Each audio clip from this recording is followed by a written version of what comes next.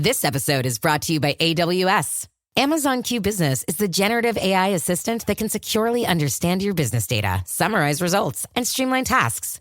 Learn what Amazon Q Business can do for you at aws.com/learn more.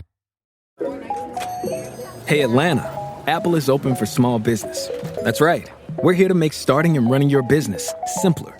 With privacy and security built in on all devices, it's easy for you to protect your customers' data. And if you need hardware or software support, you'll get advice from business experts at no cost whatsoever. So you can focus more on the soup du jour and less on, the other stuff. At Apple, we're open for your small business. Go to apple.com/small business or visit an Apple store to learn more.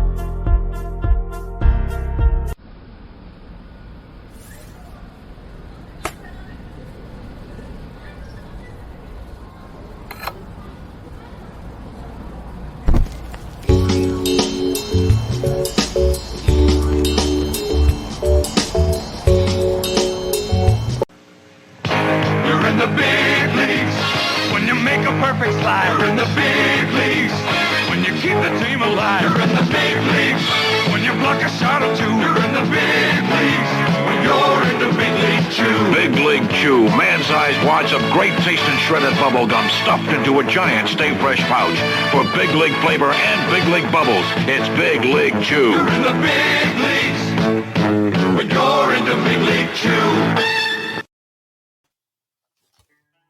All right. Welcome back. MisFitNation. If you're a veteran and you're struggling or feel like you are leading a path towards the darkness, stop and think about those who are around you. Think about how they truly value you, how they will miss you. You are not alone. You need to talk to someone. Someone will listen to you. If you feel like you're a burden to those who are in your inner circle or your friends and family, please call the hotline at 988 and take option 1. Don't make a permanent solution to a temporary problem. If you're a new listener, thanks for joining us. Please subscribe to our show on your favorite podcast apps. Don't forget to subscribe to our YouTube channel at _MisFitNation. It's _MisFitNation. Subscribe and click the bell. This will keep you up to date with our latest news, episodes, and of course, the stories of our great guests. Speaking of which, our next guest is co-founder of Gail Doby Coaching and Consulting, a firm that has helped designers, architects, and other creatives increase their profitability by up to 512%. As the firm's chief vision officer, she does more than help her clients wrangle decimals on a budget sheet after nearly 20 years of experience running her own Denver-based design firm. She's obsessed with sharing innovative ways to overcome the business roadblocks, challenges, and detours creative entrepreneurs face when trying to do it on their own. So without further ado, let's welcome Gail Doby to the Misfit Nation. Thank you so much, Rich. I'm happy to be here. It's great to have you. Great to finally connect. I know it's been a while since we first booked it, and then we had a little speed bump last week, but here we are. I'm glad to have you here, and I got your book right here. All right. I arrived the other day. I was able to read about half of it and breeze through the rest of it. So I got some of it in there. Thank you for sending that. That's awesome. If you don't mind, if you want to tell a little more about yourself from what I just gave or anything else from as far back as you want to go to where we are now, go ahead and share now. Yeah. Well, I actually am kind of an odd mixture of left brain and right brain. So I have a finance degree, and then later on, I went back and got a degree in design, and then started my design business many years ago. And so I have this really interesting background, but around 2007, I just realized that the young woman that was working for me and still is after we're starting our 18th year, we realized we really loved working together and wanted to build a business that really fit us and fit what was our skill set. And I just happened to love the finance part of business. And I know that sounds weird, but I do. And so, but I love teaching it because people that are very creative don't necessarily understand the numbers of business. And trying to make it so that they have those light bulb moments when they finally realize, you know what, I can learn this and it's not as hard as I thought it was. So anyway, that just kind of led me down this path, and Aaron and I created this business back in 2008. So we've been doing this almost 15 years, where we work with people and we help them develop the systems and processes and the way of doing their business so that they can be successful. And I think the other piece that we do that is so unusual for a business coach is that I believe that we do a little bit of business therapy, because the mindset behind what people do when they run a business is so hard. And it's not something that they really talk about when you go to school and then you decide you're going to go ahead and start a business. Nobody really talks to you about what it takes, the grit, the courage, all of the things that it takes to be successful running a business. Definitely. And there's a lot of things that go into a business working. And I think that's what hurts a lot of people when they jump into it. They see someone else doing it and they believe, oh, that's got to be easy. I can just jump in there and do it on my own. And then all of a sudden it implodes on them. And think most new businesses last about a year before they hit that turbulent point, and then all of a sudden they're gone. And if they make it past there, then they'll probably make it a lot longer if they stay the course. Mhm. Well, it's not easy, even for myself. I've had my challenges in the business as well. There were days that I can remember my husband asked me at one point. He said, "Why don't you just go get a job?" And my comment to him was, "I'm unemployable. I don't I don't really work well for others, and I just have to figure this out. Whatever it takes, I will figure it out." And I'm sure that your listeners are people that have to figure it out. That's just part of who they are. They are really just getting in, they're in the trenches literally and having to do what is necessary, and they figure their way out. And sometimes it's that resilience and that mindset that are the keys to success, I believe. Oh, definitely. That resilience mindset, and like you said earlier, grit. You have to have grit in your Yes. soul to make it through as a business person. And any business you jump into, you have to have that resilience definitely to to bounce back every time someone slaps you in the head and Mhm. tells you they don't like what your business is doing, or they give you some bad review. You have to have the resilience to say, okay, push that aside and move forward. Well, feedback is feedback, and it depends on how you take it. And I think that's one of the hard things too.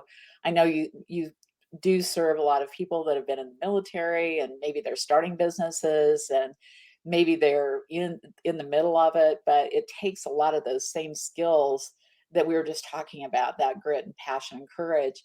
And you can learn anything if you decide you can do it. You just have to make a decision about what you're willing to do. And if you're willing to jump in, the nice part is that you can learn as you go. And the best thing is to get into action. And as soon as you get into action, you're going to figure out, where are my blind spots? What am I missing? You're going to get plenty of feedback from other people. The feedback, as long as you don't take it personally and take it as what it is, as feedback, will help you, guide you, and help you create better services and products for the people that you serve. Definitely. And I know one part of your book I was reading, and I think it's one of the early chapters, yeah, about the current reality assessment. Mhm. Why is it very important to assess your actual reality? Well, that's the starting point, because you need to know where you are and where you want to go. So if you have, it's great to have a vision, but you have to know where you're starting from. And every single one of us every day has a new starting point. So the minute we get up, we have a new starting point. We may still be working toward the same goals. So hopefully that's starting to shrink and we're getting closer and closer to what it's going to take to get to that end result. But sometimes we end up maybe waking up on the wrong side of the bed, not feeling so great about ourselves. And then we're a little bit further away. So we have to kind of work on the mindset first to get back into the right viewpoint so that we can bring our best selves into what we're doing. Definitely, and I think that's a perfect way to do it. I like how it's laid out in the book. So you're actually you have to be honest with yourself when you're taking that assessment. If you're Yeah. not honest with that, then you're also setting yourself up for more trouble down the road. Whereas, like you said, if your vision board is there, but you don't have an assessment of where you are, you don't know where you're going to wind up hitting that roadblock or turmoil as you move forward. Sure. Speaking of roadblocks, what do you think is the biggest roadblocks that have faced an entrepreneur as they start out in business? Oh, oh gosh, there are so many. And there are so many incredible stats that you can look at from the Small Business Administration and Forbes and different places. But basically what I see happen, and I was guilty of this myself, I jumped in without a business plan. And I had an idea and decided I would just start the business. And that was not a great idea. In looking back on it, I know better. I know better, but I thought, I'll figure it out as I go. And so there is that typical entrepreneurial spirit, which isn't always the smartest. So it's always good if you can put together a plan on the front end and actually have something that you put in writing, because it gives you a roadmap to follow. Because if you don't have a roadmap, you're guessing. And so that target practice and that tactical approach is not going to necessarily get you where you want to go. So every day, if you're like a lot of people, you pick up your cell phone in the morning, you look at that, and that determines what your day is going to be. Well, if you do that, then you have let somebody else control your life. And if you want to be successful in business, you need to have your own plan, and you need to manage to that so that you are actually achieving what it is that you're really wanting to achieve in your life. Awesome. That's a awesome sub advice right there. Hopefully the listeners are writing some stuff down, or they can just go back and hit the rewind button and do it again and listen again so they get some of that knowledge. That's awesome. Uh, how much value would you put on having a team in place and using teamwork in a business instead of trying to do it alone? It's the only sane way to run a business. Okay. So, I have worked with a lot of people, and I've been a solopreneur from time to time, and not the easiest thing in the world to do. And I had scaled up at one point, and then 9/11 hit, and our business had to scale back. And at one point, I was all by myself again. Well, that lasted about 90 days, and I said, "That's it. I cannot do this by myself." And so that's when I brought on Aaron, who's my co-founder of my company. And the reality is that we think that it's too expensive to hire people. Incorrect. We think that it's too hard to manage people because it's easier to do it ourselves. We think that it's just going to be too complex to manage a business with people. But what you don't realize is that people make you money. So if you have more people on your team, you can do more. So therefore, you can sell more so that you can have more business and more profit. And so the idea is that scaling your business and having really good people on your team is the key to growth. And for most of us, we have to learn to let go. And so we have to learn to delegate. We need to learn to trust other people. And that's not always so easy. But if you can do those things and find the right people who have the right attitudes, you can actually build an incredible business where you have time to take off. Like this coming year, I'll be taking off 10 weeks. All So right. I'll take 6 weeks off for a sabbatical and a couple of 2 week vacations as well. And that's because I have a great team and I trust them to run the business, because we have systems and processes and policies, and we have people that know what their jobs and their roles are. And so therefore, you can build a tremendous way of creating wealth for yourself and stability for your family and the ability to do all the things that you want to do, as long as you're willing to have a team. I agree 100%. And I think a lot of entrepreneurs, like you said, when they get into it, and you spoke about delegation, a lot of them believe if they're not doing it, their baby's going to die, or their business is their baby at that point. So they believe it's going to die if they're not the one working in their business the whole time. And they have to learn to do that little thing of stepping back and just looking from afar and just making sure, hey, the numbers are right, like you do with the financials, to see where the numbers are now and where they need to be, and just poke and prod until they get there, instead of sitting there and doing everything yourself, because you'll burn out as well. Well, and especially with what you do with your podcast too, we're talking to people who either need to be or are leaders. And leadership is a big part of success in business. And it's not for somebody, and also decisiveness. So you can't be a great leader without decisiveness. And then the leadership piece is understanding that you may not know how to do everything, but you can figure out who can do everything. And you can figure out how to have those people do those things. and do it right. But it takes trust, and it also takes a determination that you're willing to put in the work and set up systems and processes to teach others to do it the way that you do it. So, are they going to do it exactly like you do? Not a chance. And every day I get those, we have these conversations with my team, and they'll say, "Oh, we're doing this." I say, "Oh, okay. All right. Tell me your thinking behind that." So then they'll share their thinking. I'll say, "Okay, that sounds like you thought it through well, and I'm good with that." Because that's the thing. At some point, you have to, if you really want to have wealth and if you want to have freedom in your life, the way you get there is by letting go and trusting the right people. Trust but verify. Always trust but verify. And make sure that those people that are working with you on your team understand that they have a responsibility and an accountability for doing things in the right way, the Gail Doby way, or whatever your company is. And you do it in the way of your company. And if you do that, you are going to have a successful company.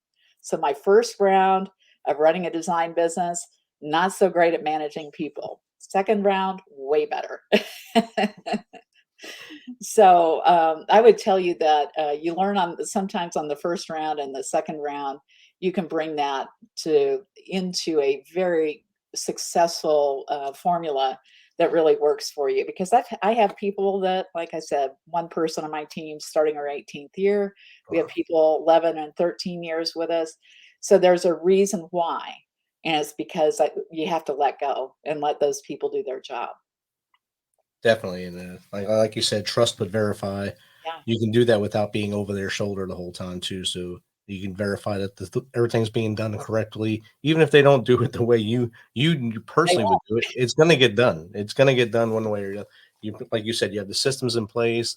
You're able to delegate, and you learned lessons those from the shortfalls of business one to round two, that Sure. you can take those and say, "Oh, don't do it that way now." And that became a strength of yours now to build that leadership model and to put the plans in position, everything in position there for the new job.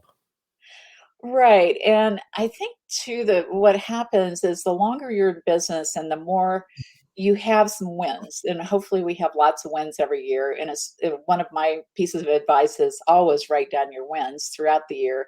Keep track of it. Keep this running list and share that with your team as you grow, because they get so excited when they think about, wow, look at what we got done this year.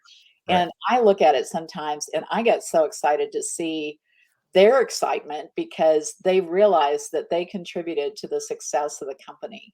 And so it's one of those really wonderful things. If we will just let go a little bit, and it's kind of letting go of the vine is one word I've heard said. And so when you let go of the vine, but you also give people the training and the support and the love that it takes to really be successful in their role, then they're going to give you their heart and soul and do their very best job. Definitely. And something we like to say here is stack victories. Right. So you can do that every day, or like, or by quarter for businesses, but Right. always celebrate your wins. Don't harp on your downfalls. Recognize them and do something to make it better next time, but stack those victories and keep counting them, do better each day until you're just overwhelming yourself with victories. I agree, and it's not fun always to get the feedback from the clients, but we need to ask for it. So one of the things that I've learned over time that has been exceedingly helpful for me is that I can be sensitive to people's comments, and then I've learned to ask for it when I'm in a position of strength. So if you'll ask first, then you're not going to get blindsided with the feedback at the wrong time. So that's just a little hint that will help people, especially if they're struggling with some of the things that they deal with day to day in the business, because it comes every single day. You have an opportunity for feedback. Definitely, and some of it's not going to be what you wanted, but like you said, it's better to get it up front instead of a blind side on, say, a Google review from someone you don't remember even talking to, Exactly. that you can't Exactly. take away. Exactly. So, explain what your creative value blueprint is. Well, this is probably true for any business, but for us, we know that in our business, there are a couple of key areas that we know that people need to have in place to be successful. And one of those is they need to have the overall plan in place. So they need to have the financial plan, the operational plan, um, the foundational plan of the business, the processes and procedures. So that is that functional piece of the business. The next piece is the mindset. So it's about really having a power mindset and prosperity mindset, and just really having all the pieces and parts together so that no matter what, it's always hard running a business, but if you have the right mindset, you can work through almost anything. So that's the other part is number two is that. And number three, you need to have the right team in place. And the team doesn't mean just having people on your actual team working for you, but it could be coaches, it could be consultants that are working with you, it could be people you outsource to. And then the third element of that is the community within. So if you have people who are part of your mastermind group, and if you don't have one, you should have one, because these people are people who think like you do and are in the similar situation. And you get together and share wins and things that you've learned so that you can help the other people. So this is all about really being part of a team that has the right elements together. If you do all those three things, you have that creative value blueprint to grow a successful business. Awesome. I like how you said the mastermind groups. A lot of people don't throw that in there to use those with like-minded businesses or like businesses to talk to each other and see what's working in your neck of the woods compared to mine, and maybe we can mind meld and get it all working together. Well, and the other piece too is sometimes you'd be surprised how many times partnerships come out of those groups. And I'm not the group minded person all of the time. I certainly am the type to go out and hire a consultant or a coach. And we do have two right now. And that's something that I constantly look for in our business is who is further along than I am that can show me what I need to do. So we walk the talk because we know that in order for us to be successful and hit the goals that we have, we can't do it with the same thinking that we've been using. So we need people who are experts that can help us along the way. So it just has to be part of the mindset that this is not an expense. It's an investment you're making in yourself and your business to grow. Definitely. And I think, like you said earlier, you're able to instill your values into your team so that you can step away for 10 weeks this year. And part of that is having a successful business. And then that kind of leads towards your life goals as well. If you are successful with your business life, your life goals will kind of match that in a successful way as well. Well, and you read the first part of the book. So one of the things I talk about in there is your personal values and your business values, and you need both. And the personal values, if you know what they are, and also the business values, you make your decisions by using those values, and those get wrapped into your culture of your business. And if you have a really strong culture, your team then knows how to make decisions. So, for example, if relationships is really important to you and that's part of your culture is to have strong relationships, then if you have a situation where maybe somebody you're working with doesn't fit that and they don't support that culture, then maybe the decision is you don't need to be working with that person. Maybe it's a client, maybe it's a vendor, maybe it's some sort of an associate. But if you have values clearly defined and you have a culture clearly defined, you have a structure from which you can make really good decisions. That's outstanding. Gail, we have a lot of veterans that are listening to this, and like you've been mentioning, they're at that point where they're starting these things, becoming entrepreneurs. What are the 3 tips you would give them out the box if you got on a phone call with them to get their business going in the right direction? Well, first of all, good for them if they're going to start a business. I'm all about it because it's what the economy is all about, is small business.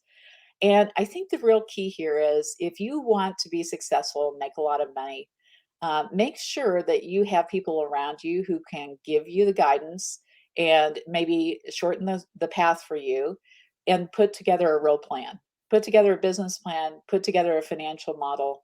And if you don't know how to do that, get help doing that.